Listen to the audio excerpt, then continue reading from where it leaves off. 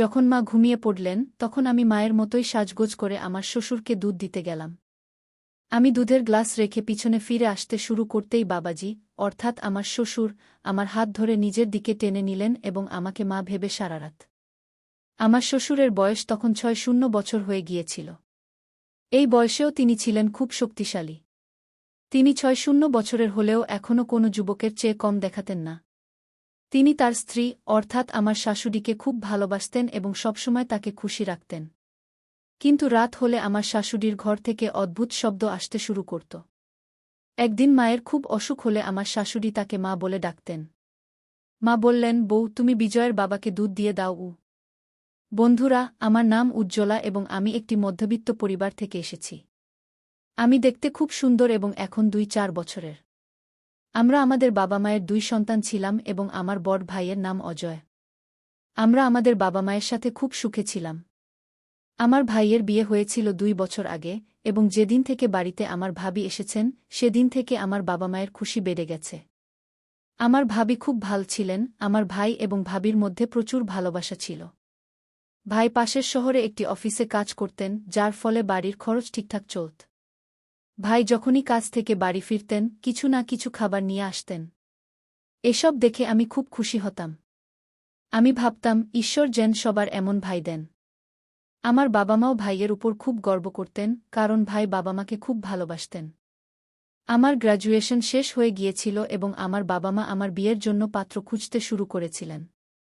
কিছুদিন পরেই বাবা একটি ভাল ছেলের সন্ধান পেলেন এবং ছেলেটি সম্পর্কে খোঁজখবর নিয়ে জানতে পারলেন যে ছেলেটি খুব ভালো। ছেলেটির নাম বিজয়, কিন্তু তার বাবা মা তাকে খুব আদরযত্নে বড় করেছেন।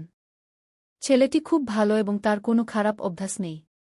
যখন আমি বিয়ের কথা শুনলাম, আমার মনে অনেক স্বপ্ন আসতে শুরু করল এবং আমি দুনিয়ার সব রকম স্বপ্ন দেখতে লাগলাম। আমি এখন মানসিকভাবে পরিপক্ক হয়ে গিয়েছিলাম, দেখতে খুব সুন্দর ছিলাম, তাই আমি ছেলেমেয়ের মধ্যে সম্পর্কের ব্যাপারটা ভালোভাবে বুঝতাম। বাবা ভাবলেন যে পরিবার ভাল হলে দেরি করা উচিত নয়, তাই তিনি দ্রুত বিয়ে ঠিক করে দিলেন এবং ২-০ দিনের মধ্যেই আমার বিয়ে হয়ে গেল। আমি আমার শ্বশুরবাড়ি চলে গেলাম। শ্বশুরবাড়িতে আমার স্বামীর বাবা মা আমাকে দেখে খুব খুশি হলেন। সব রীতিরেওয়াজ শেষ হওয়ার পর আমাকে ঘরে পাঠিয়ে দেওয়া হল। ধীরে ধীরে সময় কাটতে লাগল এবং রাত হয়ে গেল। আমি আমার সাজানো বিছানায় বসে আমার স্বামীর আসার অপেক্ষা করছিলাম। সেই সময় আমার মন খুব অস্থির হচ্ছিল, কারণ সুহাগরাতের কথা আমি অনেক শুনেছি, এটি বিয়ের একটি স্মরণীয় দিন।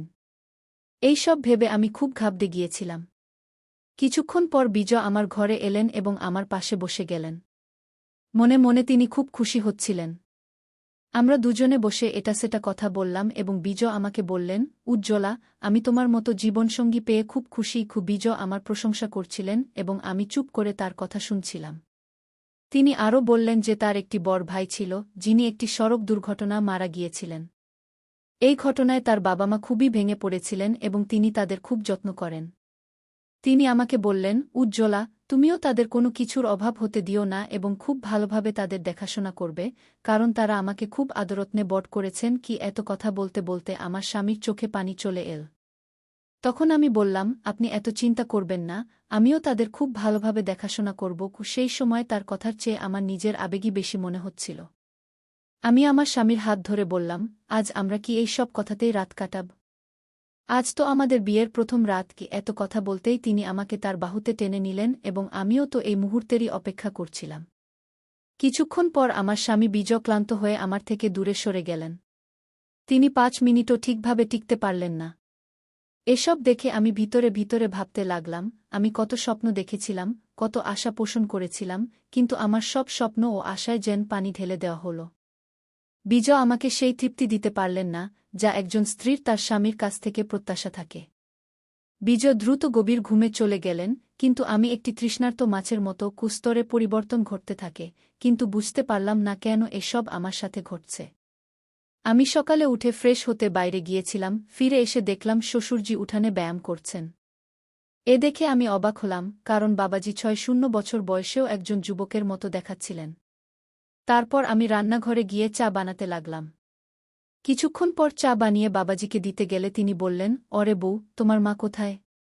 তাকে তো কোথাও দেখছি না গিয়ে আমি বললাম, জি, তিনি ভিতরেই আছেন এবং কিছু কাজ করছেন কি তখন আমি লক্ষ্য করতে শুরু করি, মা যেখানেই থাকেন, বাবাজি সেখানেই চলে যান এবং তার সাথে অদ্ভুত আচরণ করতে শুরু করেন।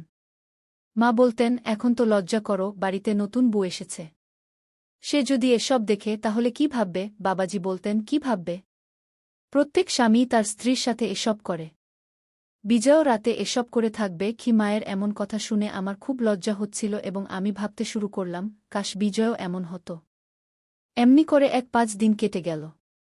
তারপর এক রাতে যখন আমি বাথরুমে যাচ্ছিলাম, মায়ের রুম থেকে তার অদ্ভুত আওয়াজ শুনতে পেলাম।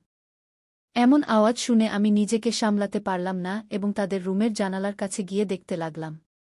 তখন হালকা আলোতে আমি এমন কিছু দেখলাম যা দেখে নিজেকে নিয়ন্ত্রণ করা আমার পক্ষে কঠিন হয়ে উঠছিল। আমি আমার রুমে চলে গেলাম এবং বিজয়কে উত্তেজিত করতে চেষ্টা করলাম, কিন্তু সে এত গভীর ঘুমে ছিল যে কিছুই টের পেল না। কোনো রকমে আমি বিছানে পাশ ফিরতে ফিরতে ঘুমিয়ে পড়লাম। সকাল হলে আমার স্বামী তার ডিউটিতে চলে গেলেন, কারণ তার বিয়ের ছুটি শেষ হয়ে গিয়েছিল। আসলে আমার স্বামী বিজয় শহরেই থাকতেন এবং চাকরি করতেন, তাই মাসের শেষে বাড়ি আসতে পারতেন। আমি গিয়ে তার জন্য নাস্তা বানালাম এবং কিছুক্ষণ পর তিনি নাস্তা করে কাজে চলে গেলেন। আমি আমার বিষণ্ণ মুখ নিয়ে রুমে চলে গেলাম, কিন্তু রাতের সেই দৃশ্য আমার মাথায় ঘুরতে লাগল। আমি ভাবতে লাগলাম, মা কত ভাগ্যবতী, যাকে বাবাজি এত ভালোবাসেন। আর আমার স্বামী, যার ভালোবাসার জন্য আমাকে তৃষ্ণার্ত থাকতে হয়, সে আমাকে কখনোই সন্তুষ্ট করতে পারে না। জানি না কেন এখন এমনি দিন কাটছে। মা যখনই সকালে উঠতেন তার মুখ থেকে শুধু এটাই বের হতো, কখন এরা আমার প্রাণ ছাড়বে। আমি এদের থেকে বিরক্ত হয়ে গেছি। সারাদিন মাঠে কাজ করেন, তবুও মনে হয় না কখনো ক্লান্ত হন কি? মা সবসময় তার কোমর ধরে বলতেন, এই কোমরের ব্যথা কখন সেরে উঠবে? মায়ের এমন কথা শুনে আমি অবাক হয়ে যেতাম। শেষ পর্যন্ত বাবাজি এমন কি করেন যার জন্য মা এমন কথা বলেন? পরের রাতে আবার মায়ের রুম থেকে সেই আওয়াজ আসতে লাগল। এবারও আমি নিজেকে সামলাতে পারলাম না এবং জানালার কাছে গিয়ে তাদের রুমে উকি দিয়ে দেখতে লাগলাম। আবার সেই দৃশ্য আমার চোখের সামনে ভেসে উঠল, যা দেখে আমি আর নিয়ন্ত্রণ করতে পারলাম না। তারপর আমি পিছিয়ে এসে আমার রুমে ফিরে এলাম। রুমে এসে আমি ভাবতে লাগলাম, যদি বাবাজি এসব জানতে পারেন তাহলে তার খুব খারাপ লাগতে পারে। এক রাতে মা আমাকে বললেন, বউ, তোমার বাবাজির দুধ খাওয়ার অভ্যাস আছে। আজ তুমিই দুধ নিয়ে যাও। এত শুনে সেই দৃশ্য আমার চোখের সামনে ভেসে উঠল। রুমে এসে আমি ভাবতে লাগলাম, যদি শ্বশুরজি এসব জানতে পারেন তাহলে তার খুব খারাপ লাগতে পারে। এ ভেবে আমি কয়েক দিনের জন্য এসব দেখা বন্ধ করে দিয়েছিলাম। একদিন মায়ের স্বাস্থ্য খুব খারাপ ছিল, তাই তিনি মাথা ধরে বলছিলেন, আমার স্বাস্থ্য খারাপ, কিন্তু এদের এসবের কোনো মাথাব্যথা নেই। এরা শুধু নিজের আনন্দ চায়। রাতে মা আমাকে বললেন, বউ, আজ আমার স্বাস্থ্য ভালো নেই, তাই আমি তাদের রুমে যাব না। তোমার বাবাজির হলুদ দেওয়া দুধ খাওয়ার অভ্যাস আছে। আজ তুমিই দুধ নিয়ে যাও। এত শুনে সেই দৃশ্য আমার চোখের সামনে ভেসে উঠল। মা অন্য রুমে গিয়ে ঘুমিয়ে পড়লেন এবং আমি দুধের গ্লাস নিয়ে বাবাজির রুমে যেতে লাগলাম। তখন বাবাজির রুমে হালকা আলো জ্বলছিল। যখন আমি দরজায় পৌঁছলাম, আমার মনে নানা রকম চিন্তা আসতে লাগল। আমি আমার দোপাট্টা মাথায় দিয়ে ঘোমটা টেনে আমার মুখ কিছুটা ঢেকে নিলাম, কারণ মাও এমন ঘোমটা দিতেন। তখন আমি পুরোপুরি মায়ের মতো সাজলাম এবং রুমের ভিতরে চলে গেলাম। ভিতরের দৃশ্য খুব মজার ছিল। আমি দুধের গ্লাস রেখে ফিরে আসতে যাচ্ছিলাম, তখন বাবাজি আমার হাত ধরে নিজের দিকে টেনে নিলেন এবং আমি আমি চাদর দিয়ে মুখ থেকে ফেললাম যাতে তারা বুঝতে না পারে যে আমি আছি। তারপর সে আমার সাথে সেই একই আচরণ করতে শুরু করল যা সে আম্মার সাথে করত। তখন আমি আর আমার আবেগ নিয়ন্ত্রণ করতে পারলাম না এবং সবকিছু ঘটতে শুরু করল। যখন সে ক্লান্ত হয়ে ঘুমিয়ে পড়ল, আমি উঠে আমার রুমে চলে এলাম। আজ আমি খুব খুশি ছিলাম এবং ভাবছিলাম যে কেন সকাল সকাল আম্মার অবস্থা এমন হয়, আজ আমি তা বুঝতে পেরেছি। আমি বিছানায় শুয়ে পড়লাম এবং কখন যে গভীর ঘুমের কোলে চলে গেলাম তা টেরই পেলাম না। সকালে যখন আমার চোখ খুল, আমি খুব ভালো বোধ করছিলাম। রাতের সেই খুশির কোনো চিহ্নই আমার মধ্যে ছিল না। আমি ফ্রেশ হতে গেলাম এবং কিছুক্ষণ পরে বাইরে এসে দেখলাম যে আম্মার আজ তীব্র জ্বর হয়েছে। আমি তার কপালে ভেজা কাপড় দিয়ে জিজ্ঞেস করতে লাগলাম, ঠিক তখনই বাবাজিও সেখানে চলে এলেন। তিনি জিজ্ঞেস করলেন, বউ, এখন তোমার আম্মার অবস্থা কেমন? আমি বললাম, হ্যাঁ, এখন কিছুটা ভালো, জ্বরও কমে গেছে কি। তখন আমি অনুভব করলাম যে শ্বশুরজি আমাকে গভীরভাবে দেখছেন। এর আগে তিনি কখনো এভাবে আমাকে দেখেননি। আমি ভাবতে শুরু করলাম যে হয়তো রাতের ঘটনা তিনি জানতে পেরেছেন যে আম্মার জায়গায় আমি ছিলাম। এসব ভেবে আমি একদম অস্থির এবং আতঙ্কিত হয়ে পড়লাম। আমার মনে হচ্ছিল যদি শ্বশুরজি এটা জানতে পারেন তাহলে আমার সম্পর্কে কি ভাববেন। যখন রাত হল, আম্মাজি আবার বললেন, বউ, যতদিন না আমার স্বাস্থ্য সম্পূর্ণভাবে ভালো হয় ততদিন আমি তোমার বাবার কাছে যাব না। না হলে আমার অবস্থা আরও খারাপ হবে। তাই তুমি ওকে দুধ দিয়ে দিও, না হলে সে আমাকে খুঁজতে খুঁজতে এখানে চলে আসবে। আমি আমার শ্বাসরুদ্ধ অবস্থায় এই কথা শুনে যেন সম্পূর্ণ খুশিতে ভরে গেলাম। আমি ভাবতে লাগলাম আজ আবার সেই মজা নেওয়া যায় কিনা। রাত গভীর হলে যখন আম্মা ঘুমিয়ে পড়লেন, আমি দুধ নিয়ে শ্বশুরজির রুমে চলে গেলাম। আমি দুধের গ্লাস রেখে পিছন ফিরতেই শ্বশুরজি আমার হাত ধরে ফেললেন এবং বললেন, কি হয়েছে বউ, এভাবে চলে যাচ্ছ কেন? শ্বশুরজির মুখ থেকে এমন কথা শুনে আমি একদম ঘাবড়ে গেলাম। আমার মনে হল এখন আমার সাথে কিছু অঘটন ঘটতে চলেছে। কিন্তু শ্বশুরজি বললেন, আমি জানি যে গত রাতেও তোমার আম্মার জায়গায় তুমিই ছিলে। কি তখন আমি শ্বশুরজিকে বললাম, হ্যাঁ, যদি আপনি জানতেন তাহলে আমাকে কিছু বললেন না কেন? শ্বশুরজি বললেন, বউ, আমি জানি যে বিজয়ের সাথে তুমি খুশি নও। তুমি এটা আমাকে না বললেও আমি তোমার কষ্ট ভালোভাবে বুঝতে পারি। তারপর তিনি বললেন, দেখো বউ, তুমি এসব নিয়ে একদম চিন্তা করো না। আর ভাবো, যদি তোমার অবস্থা এমনই থাকে তাহলে তুমি মা হবে কি করে? শ্বশুরজির এমন কথা শুনে আমি নিশ্চিন্ত হয়ে গেলাম, কিন্তু আমার মনে একটু ভয় ছিল যে যদি একথা বিজয় বা আম্মা জানতে পারেন তাহলে আমার কি হবে। তখন আমি সব চিন্তা দূরে সরিয়ে দিয়ে শ্বশুরজির সাথে আমার খুশি ভাগ করে নিতে লাগলাম। সেই রাতেও যখন শ্বশুরজি ঘুমিয়ে পড়লেন আমি আমার রুমে চলে এলাম। এখন এটা আমার সাথে প্রায় প্রতিদিনই হতে লাগল এবং আমিও বেশ খুশি থাকতে লাগলাম। বাবাজিও যেন প্রতিরাতেই আমার জন্য অপেক্ষা করতে থাকতেন। এভাবে অনেক দিন কেটে গেল। তারপর একদিন আমার স্বামী বিজয় বাড়ি ফিরে এল। সে দিন আমি খুব খুশি ছিলাম।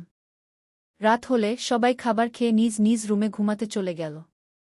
আমি এবং আমার স্বামীও আমাদের রুমে চলে গেলাম। সেই রাতে আমি অনুভব করলাম যে বিজয়ের পারফরম্যান্স আগের চেয়ে ভালো হয়েছে, কিন্তু তেমন বেশি নয়। তারপর সে গভীর ঘুমে চলে গেল। তাকে এভাবে ঘুমন্ত দেখে আমি ভেতরে ভেতরে জ্বলে উঠলাম। তারপর ভাবলাম শ্বশুরজির কাছে চলে যাই, কিন্তু বিজয়ের উপস্থিতির কারণে আমি কোনোভাবে নিজেকে সামলে নিয়ে ঘুমিয়ে পড়লাম। সকাল হলে বিজয় বলল, আমি 1 সপ্তাহের জন্য শহরে যাচ্ছি। এখন 1 সপ্তাহ পরেই ফিরব। এই কথা শুনে আমি খুব খুশি হলাম এবং আবার রাতের সেই দৃশ্যের কথা ভাবতে লাগলাম। সেদিন খুব কষ্ট করে রাত হল। যখন আম্মা ঘুমিয়ে পড়লেন আমি শ্বশুরজির রুমে চলে গেলাম। সেই রাতে আমি দেখলাম যে শ্বশুরজি অত্যন্ত অধীরভাবে আমার জন্য অপেক্ষা করছিলেন। আমার আসার পরই তিনি শুরু করলেন। সেই রাতেও আমি সম্পূর্ণ তৃপ্ত হলাম এবং খুব খুশি হলাম। এর 4 দিন পর যখন আমি ঘরের কাজে ব্যস্ত ছিলাম তখন হঠাৎ আমার স্বামী বিজয় বাড়ি ফিরে এল। তাকে দেখে আমি একদম ঘাবড়ে গেলাম এবং জিজ্ঞেস করলাম, কি হয়েছে? আপনি তো 1 সপ্তাহ পর ফিরবেন বলেছিলেন, তাহলে এত তাড়াতাড়ি ফিরে এলেন কেন? বিজয় বলল, উজ্জ্বলা, এখন আমি আমার ডিউটি বাড়ি থেকেই করব। কারণ এখন আর আমি তোমাকে কষ্ট দিতে চাই না। তার মুখ থেকে এমন কথা শুনে আমি হতবাক হয়ে গেলাম এবং এটা কিভাবে আজ এমন হল তা ভেবে আমি অবাক হচ্ছিলাম। তখন বিজয় বলল, তুমি জানো উজ্জ্বলা, তোমার মতো স্ত্রী খুব ভাগ্যবান লোকেরাই পায়। আমি খুব সৌভাগ্যবান যে তোমার মতো স্ত্রী পেয়েছি। কারণ যদি কোনো নারী তার স্বামী থেকে সন্তুষ্টি না পায় তাহলে সে অন্য পুরুষের খোঁজে থাকে। কিন্তু তুমি তা করনি, তুমি আমার বিশ্বাস রেখেছ, এটা আমার জন্য খুব গর্বের বিষয়। বিজয়ের এমন কথা শুনে আমি মনে মনে নিজেকে ধিক্কার দিতে লাগলাম। আমি ভাবতে লাগলাম আমার স্বামী আমার উপর কতটা বিশ্বাস রেখেছিল আর আমি তার পিছনে কি করছিলাম। এমন ভালো স্বামীকে আমি ঠকিয়েছি। তখন আমি নিজেকে ঘৃণা করতে শুরু করেছিলাম এবং এখন আমি ভেতরে ভেতরে শ্বাসরুদ্ধকর অনুভূতি পাচ্ছিলাম। আমার স্বামী বলল, জানো উজ্জ্বলা, আমার একটি গোপন রোগ ছিল যার চিকিৎসা আমি শহরে থেকেই করাচ্ছিলাম। এই কারণেই আমি এখনও বিয়ে করতে চাইনি। কিন্তু মায়ের জিদের কাছে হার মানতে হয়েছিল, তাই তোমাকে বিয়ে করতে হয়েছিল। তবে এখন কোনো সমস্যা নেই, আমি সম্পূর্ণ সুস্থ হয়ে গেছি। রাত হলে আমার স্বামী থেকে আমি সেই আনন্দ পুরোপুরি পেলাম যা বিয়ের পর থেকে কখনো পাইনি। আজ আমি খুব খুশি ছিলাম। পরের সকালে যখন শ্বশুরের দৃষ্টি আমার উপর পড়ল আমি তার দৃষ্টি এড়াতে লাগলাম এবং খুব লজ্জা পাচ্ছিলাম। তখন আমি বুঝতে